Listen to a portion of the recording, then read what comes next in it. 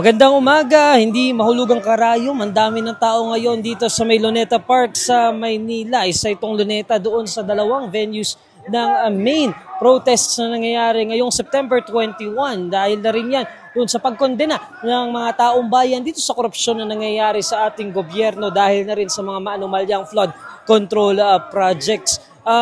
We don't have the estimates yet kung gaano karami yung tao dito ngayon sa Luneta, but for sure, thousands itong tao ngayon. Dahil kanina, tinry nating makalapit doon sa stage, malapit dito sa kanto ng Kalaw, pero hindi na tayo makapasok. Talaga napakasikip. And if try pa nating makapasok, nahihirapan lamang tayong lumabas. So we just, nandito ako ngayon sa may platform, dito sa may area ng Quirino Grandstand. And itong tao na nakikita natin, it stretches all the way, papunta pa doon yan sa may Padre Burgos Street.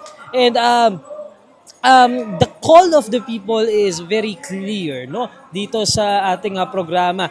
Yung accountability hindi lamang hinihingi mula dito sa Department of Public Works and Highways, but also doon sa ating top government officials, including President Bongbong Marcos and Vice President Sara Duterte. Again, the crowd situation here, talagang napakaraming tao. If you're planning na humabol dito sa kilos protesta dito sa may Luneta, make sure na you bring an umbrella or a cover, any sort of cover with you dahil napakainit. Kahit na yung forecast ng Pag-asa ay 100% rainfall possibility here dito in Metro Manila. Pero kita nyo, dito ngayon, napaka-clear ng skies are very clear and talagang mainit ang tirik. At mataas ang tirik ng araw at mainit ang panahon ngayong araw. Pero siguro, mas gandang tanongin, ano na kaya mas mainit?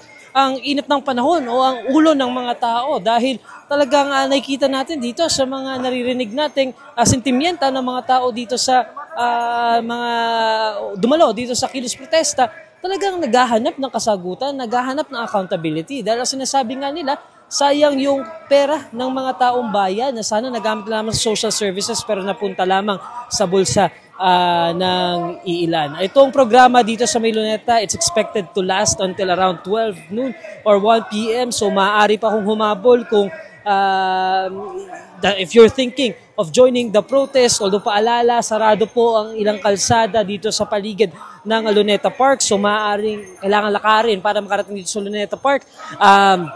I also advise din po na maging maingat po tayo dahil napakadaming tao, medyo masikip at talaga may kipagsiksikan po tayo. So kung may kasama siguro tayong mga bata, konting ingat lamang po tayo and make sure na we are hydrated dahil talagang napakainit ng panahon. Meron na tayong mga celebrities na nakita dito around the area, meron mga civil society groups, mayroong mga grupo mula sa educational institutions, mula sa iba't ibang sektor ng ating lipunan na talagang they're making their call very clear. We are looking for accountability. We are looking for answers and hinahanap nila ngayon nasaan ang gobyerno. Ito si Neil Mercado para sa Inquirer.net.